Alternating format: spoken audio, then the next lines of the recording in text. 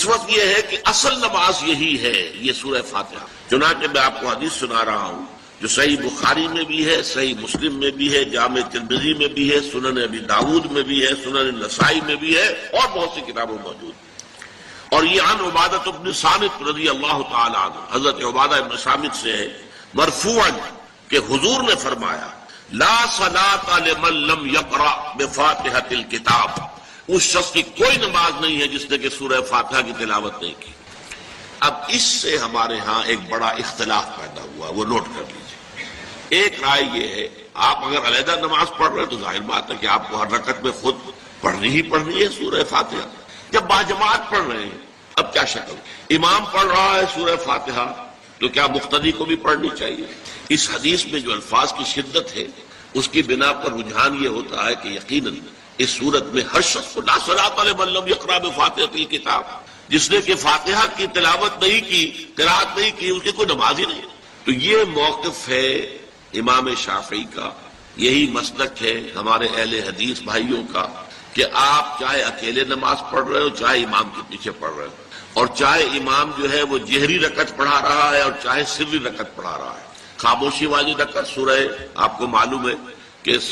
نماز جو ظہر اور عصر کی ہے تو چاروں رکعتیں جو ہے وہ سری ہے، مغرب کے اندر آ کر دو جہری ہیں ایک سری ہے،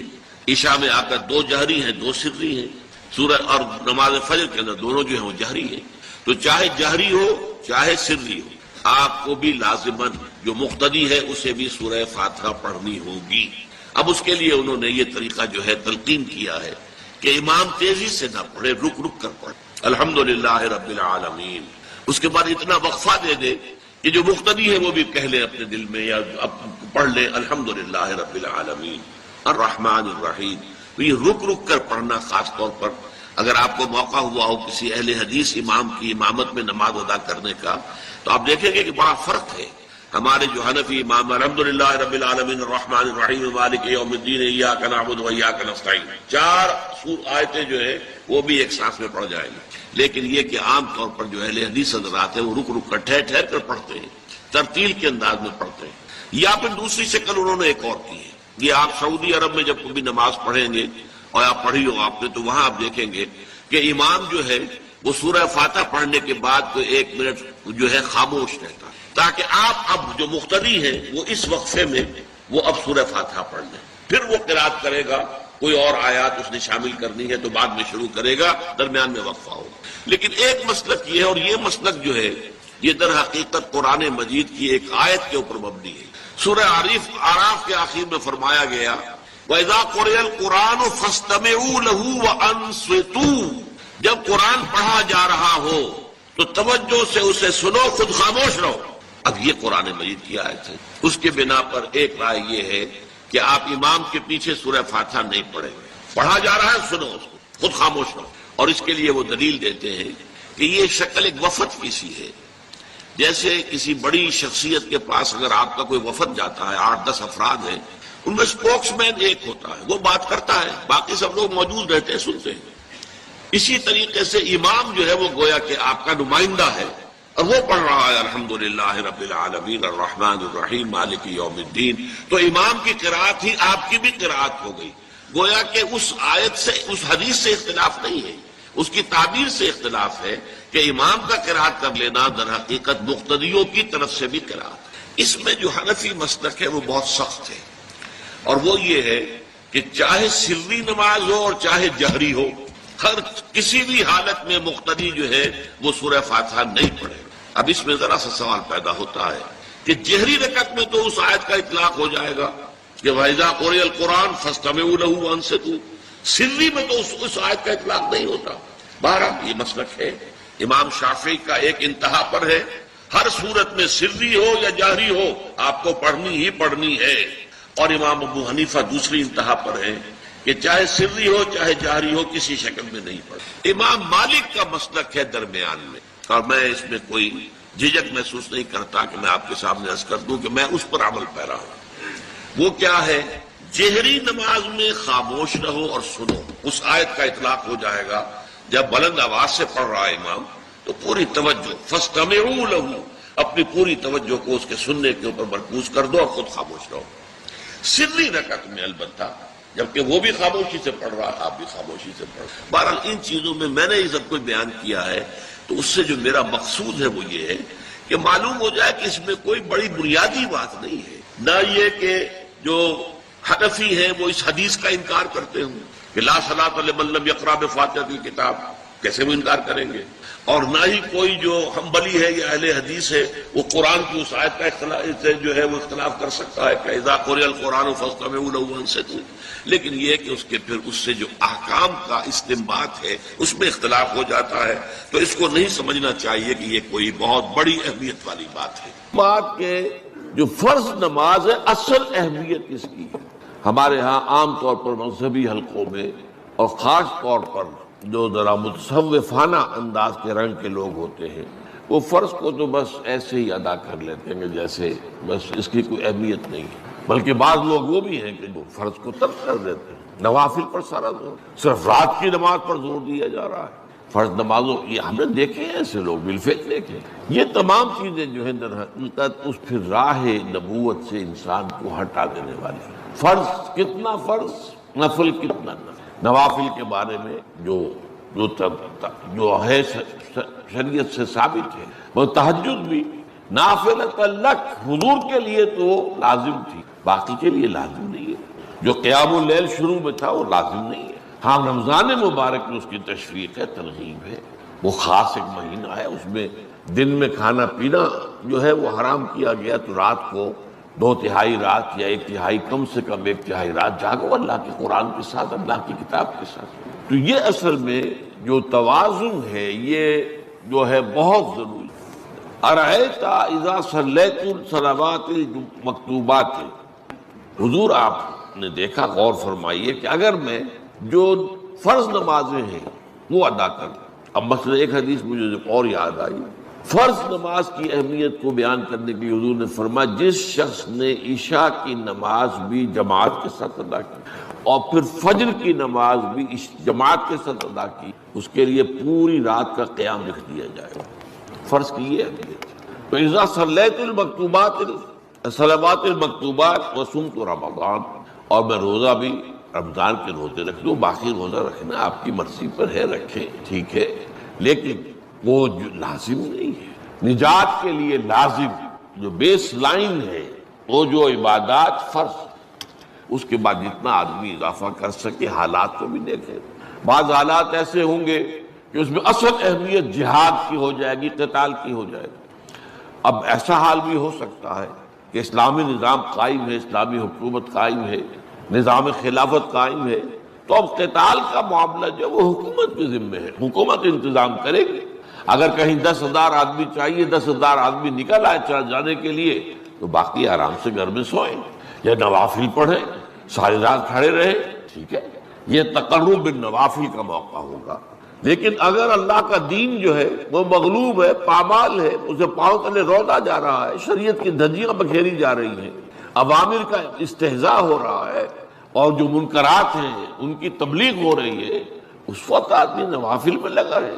وہاں تو فرض ہو جائے گا امر بالمعروف نہی عن المنکر، جہاد، اس کی جو بھی تقاضے ہیں اس وقت سارے تقاضے اس کو بیان کرنے کا موقع نہیں ہے، اس وقت اصل شے وہ ہوگی۔ اس فرض کو ترک کر کے نوافل میں لگیں گے، یہ نوافل منہ پر دے مارے جائے گا۔ اس کو بہت زیادہ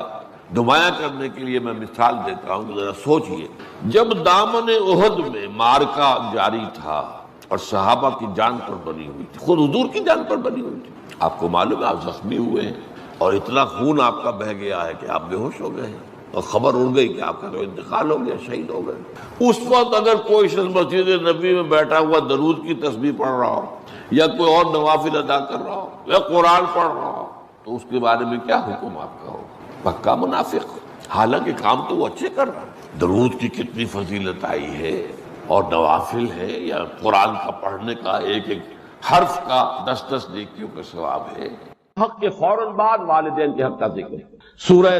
بقرہ کی آیت نمبر 83، اس میں بھی اللہ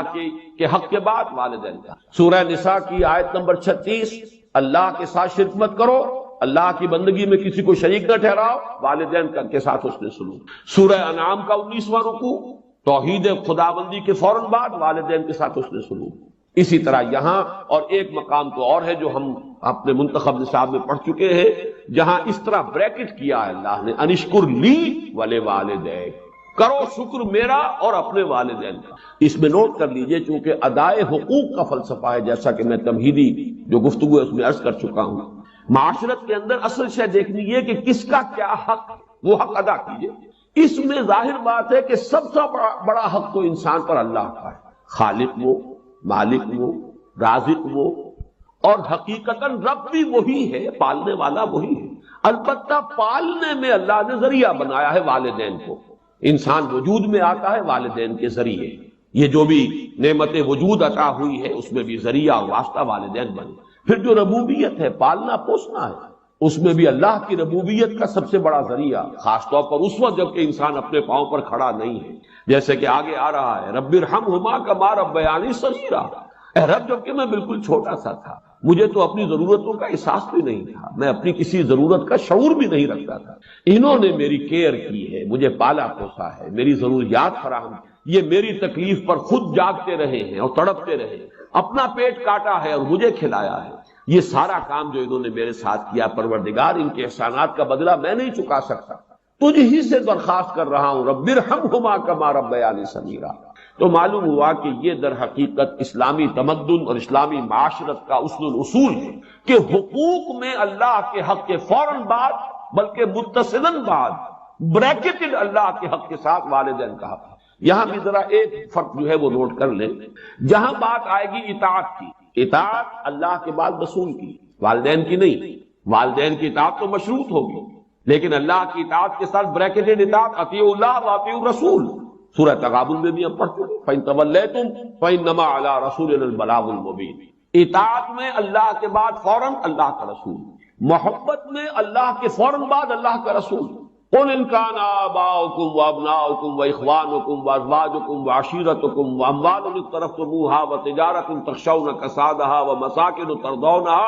احب الیکم من اللہ ورسولہ وجہاد فی سبیلہ۔ تو گویا کہ اطاعت میں بھی اللہ کے فوراً بعد اللہ کا رسول صلی اللہ علیہ وسلم، محبت میں بھی اللہ کے فوراً بعد اللہ کا رسول صلی اللہ علیہ وسلم، لیکن ادائے حقوق، شکر، اس میں اللہ کے فوراً بعد والدین۔ معلوم ہوا کہ ہر چیز کا اپنا ایک تقاضا ہے، ہر مضمون میں اپنی ایک ترتیب علیحدہ ہو جائے گی۔ جہاں بات ارکان اسلام کی ہوگی، ارکان اسلام میں کلمہ شہادت کے فوراً بعد نماز کا ذکر آئے گا، لیکن جہاں حقیقت ایمان کا تذکرہ ہوگا، ایمان کے فوراً بعد جہاد کا ذکر آئے گا۔ ہر شے میں اپنے مضمون کے اعتبار سے ترتیب جو ہے وہ بدل جائے گی۔ تو یہاں نوٹ کیجئے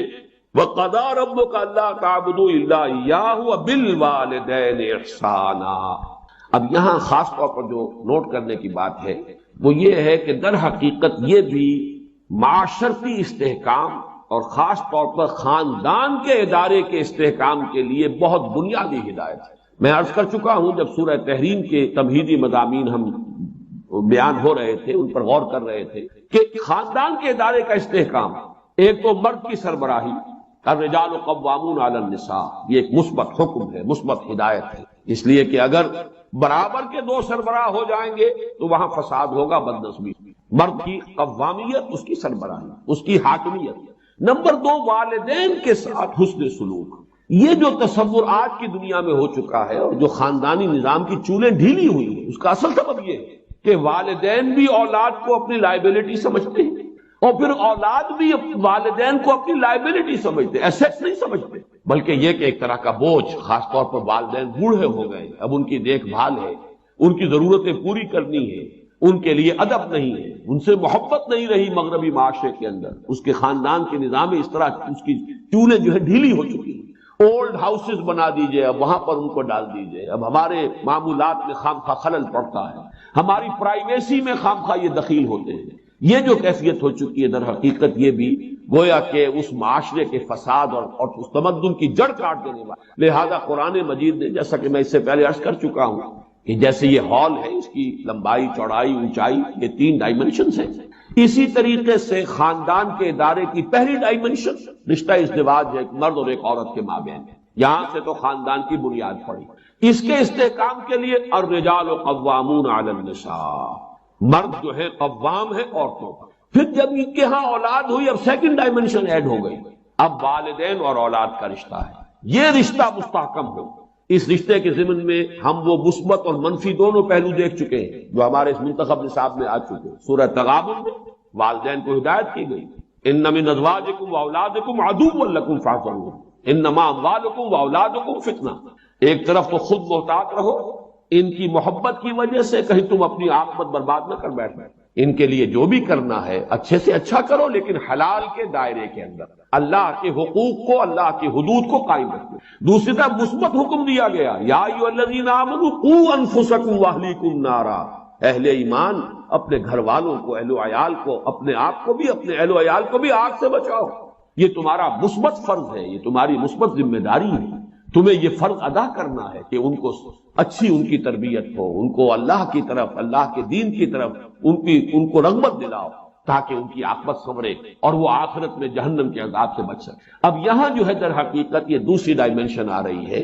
کہ اگر والدین کا ادب، ان کا احترام معاشرے کے اندر یہ قدر موجود ہو تو پھر والدین بھی اپنے آپ کو پورے طور پر انویسٹ کر دیں گے اولاد کے اندر۔ لیکن اگر عام طور پر یہ نظر آ رہا ہو کہ اولاد تو والدین کی پرواہ نہیں کرتی، تو والدین بھی پھر فکر کریں گے، اپنی کمائی میں سے کچھ بچا کر رکھیں، اپنے مستقبل کے لیے کچھ اہتمام کریں،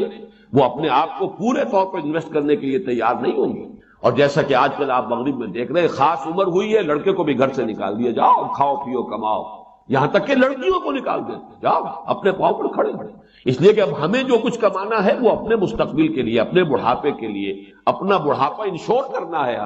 ہمیں اس کے لیے آسائشوں کا اہتمام کرنا ہے۔ ہم تمہیں اب اپنی لائبلٹی نہیں سمجھ سکتے۔ اللہ کا فضل و کرم ہے کہ ہمارے مشرقی معاشرے میں ابھی تک وہ اقدار موجود ہیں کہ والدین بھی اپنے آپ کو بالکل لیا انویسٹ کرتے ہیں اولاد میں، اعتماد کرتے ہیں، اس لیے کہ اولاد بھی بالعموم یہ شکل ابھی ہمارے معاشرے میں موجود ہے کہ بڑھاپے میں والدین کے وہ کا سہارا بنتے ہیں، ان کے لیے، ان کی خدمت کرنے کے لیے اپنی امکانی حد تک قبر بستہ رہتے ہیں۔ تو یہ بھی در حقیقت باہمی اعتماد، خاندانی کے ادارے کے استحکام کا ایک بہت بڑا ذریعہ، وہ بات ہے جو یہاں تفصیل سے آ رہی ہے۔ وَقَضَىٰ رَبُّكَ أَلَّا تَعْبُدُوا إِلَّا إِيَّاهُ وَبِالْوَالِدَيْنِ إِحْسَانًا، والدین کے ساتھ حسن سلوک۔ اور اس مقام پر، اس مضمون پر، یہ مقام ذروۂ سنام ہے قرآن مجید، جتنی تاکید یہاں آئی ہے اور جتنے اسلوب کے ساتھ اس کو بیان کیا گیا ہے یہاں، واقعہ یہ ہے کہ یہ ذروۂ سنام چوٹی ہے قرآن مجید کی اس موضوع پر۔ اما یبلغن عندک الکبر احدہما او کلاہما، اگر پہنچ ہی جائیں تمہارے پاس کبر، بڑی عمر کو، بڑھاپے کو، احدہما ان دونوں میں سے کوئی ایک، او کلاہما یا وہ دونوں، فلا تقل لہما اف، تو انہیں اف تک مت کہو۔ یہ اف کیا شے ہے؟ اف عربی زبان میں کہتے ہیں قابل نفرت شے ہے، جس سے گھن آتی ہے، جیسے کہیں کوئی غلاظت ہے یا کہیں پر کوئی یہ ناخن تراشے گئے ہیں وہ کہیں پڑے ہوئے ہیں، ان سے جن سے انسان کو کچھ گھن سی آتی ہے۔ یہ ہے لفظ، اس کا مادہ جو ہے حمزہ اور فا، اس کا مادہ یہ ہے۔ تو اف کہنا جو ہے در حقیقت کچھ نفرت کا، استحقار کا انداز۔ فلا تقل لہما اف، تو انہیں اف تک مت کہو۔ قرآن مجید میں یہ لفظ آیا ہے، ایک تو یہ کہ حضرت ابراہیم علیہ السلام نے کہا تھا اف لکم وما تعبدون، بڑی نفرت اور حقارت کے ساتھ اپنی قوم سے خطاب کر کے کہا تھا تمہارے لیے اور تمہارے معبودوں کے لیے تف ہے، تم پر بھی اور تمہارے معبودوں پر بھی،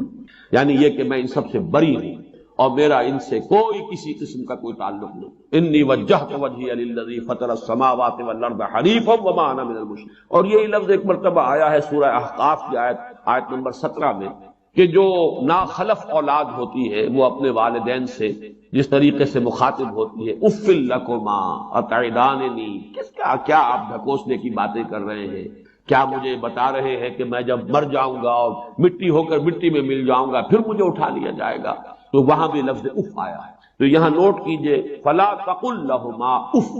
انہیں اف تک نہ، کسی معاملے میں کہیں انہیں یہ احساس ہو، اس کا اصل مفہوم سمجھیے، ان کے احساسات مجروح نہ ہو، یہ ہمیں کوئی اپنے اوپر بوجھ سمجھ رہے ہیں یا یہ کہ ہم سے کسی درجے میں کوئی نفرت کر رہے ہیں، ہمیں اب کوئی بنظر استحقار دیکھ رہے ہیں اولاد کی طرف سے یہ طرز عمل والدین کے لیے ظاہر بات ہے کہ نہایت ان کے جذبات کو مجروح کرنے والا ہوگا۔ فلا تقل لهما اف ولا تنهرهما، جھڑکو مت۔ یہ آگے بات مزید واضح ہو جائے گی۔ کبھی ایسا ہوتا ہے کہ بڑی عمر کو والدین پہنچ گئے ہیں، تو جیسے خود قرآن مجید میں سورہ حج میں بیان کیا گیا ارذل العمر، ایک بڑی عمر ایسی بھی ہوتی ہے کہ وہ جس کو ارذل عمر کہا گیا ہے، اور اس میں کہ لا یعلم من بعد علم شیئا، انسان کے حافظے میں، ذہن میں، سوچ میں